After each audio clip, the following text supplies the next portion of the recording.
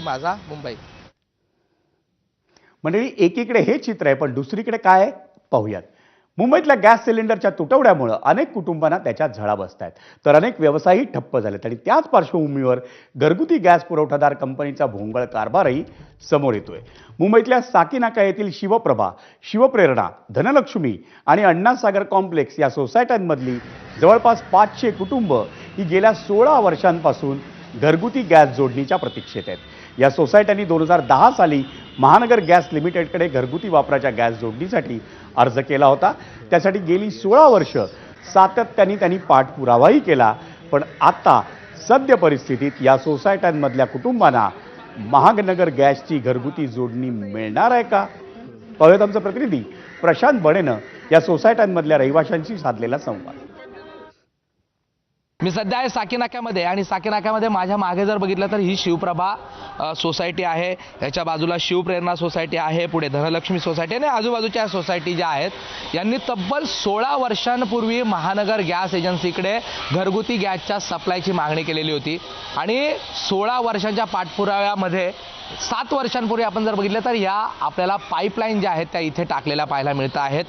या शिवप्रेरणा असेल, शिवप्रभा असेल, या आणि आजूबाजूच्या इमारतींमध्ये या पाईपलाईन तर टाकल्या, मात्र काही तांत्रिक कारणं देत महानगर गॅसने आजपर्यंत तब्बल 16 वर्षानंतरही यांची जोडणी केलेली नाही. काय अडचण सांगतायत? आम्ही सन 2010ला एक ऑनलाईन ॲप्लिकेशन केलं. ॲप्लिकेशन केल्याच्या नंतर त्यांनी आमच्याकडे पूर्ण माहिती मागवली. संपूर्ण सोसायटीमध्ये किती रहिवासी राहतात, त्यांचे किती लोक आतमध्ये राहतात, ती सगळी माहिती आम्ही त्यांना दिल्याच्या नंतर 2010 पासून आजपर्यंत रेग्युलर फॉलोअप चालू आहे. त्यांचं आम्हाला पाठीमागे एक पत्र आलं की तुमची जी लाईन आहे ती ऑक्टोबर 2025ला कमिशन होईल म्हणून. पण ऑक्टोबर 2000च्या नंतर परत एक पत्र आलं त्यांचं की बाबा तुमची लाईन आता मे 2026ला चालू होईल म्हणून. आणि त्या हिशोबाने आम्ही त्यांना मग परत कॉन्टॅक्ट केलं, परत कनेक्ट केलं आणि त्यांना आम्ही पत्र लिहिलं की बाबा आता ते तुमचं जे मे 2026ला जे चालू होणार आहे लाईन त्याच्यावरती काम कितपर्यंत आलं आहे ही चौकशी करण्यासाठी जेव्हा आम्ही त्यांना मेल पाठवला तेव्हा आम्हाला एकदम सरप्राईज त्यांचा मेल आला की ही जी लाईन आहे ती फिजिबल नाही आहे आणि तुम्हाला आता सध्याच्या परिस्थितीमध्ये तुम्हाला काही गॅस कनेक्शन आम्ही देऊ शकत नाही. हम लोग छोटे बच्चे वाले तो कहाँ गैस लेने जाएंगे सिलेंडर, और पाइप की वजह से पाइप में तो है ही नहीं कुछ, ऐसा लगा हम लोग को शौ के लिए लगा के रखा है ऐसा पाइप.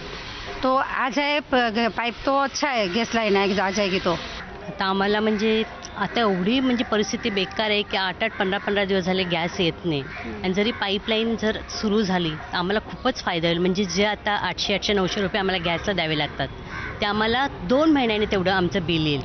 याचा खूपच आम्हाला फायदा होईल. काही आपत्कालीन स्थितीमध्ये ज्यावेळेस गॅसचे पुरवठे बंद होतात या सगळ्या सोसायट्यांना त्रास भोगावा लागतो.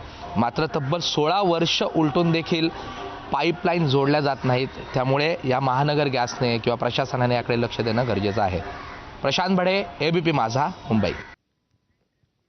आणि आता हे आणखी एक चित्र. म्हणजे मुंबईतल्या मालाडमधल्या मालवणी परिसरात